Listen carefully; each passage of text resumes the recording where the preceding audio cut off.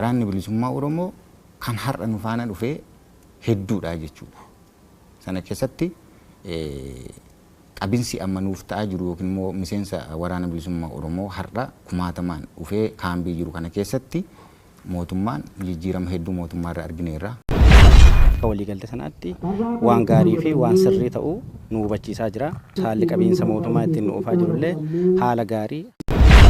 Waraanni bilisummaa Oromoo guutummaa guututti wal dhaga'ee ummatichaaf jecha nagaa buusu uummata Oromoo ajjechaarra dhaabuun dirqama taati. Kanaafiyyuu warri hafanii akka isaan karaa nagaa kana araaraaf bakka kennanii nagaa uummata Oromoof bakka kennanii dhaabbatanii uf ilaalanii saba kanaaf boqonnaa akka isaan kennaniin dhaamaa jechuudha.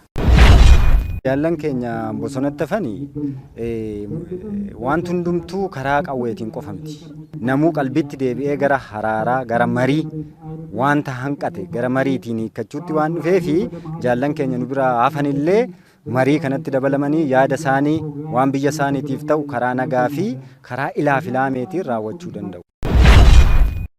Lakki achuma taa'ii uummata Oromoo dararu warra jedhaniif hin dhageenyu jechuudha nuti.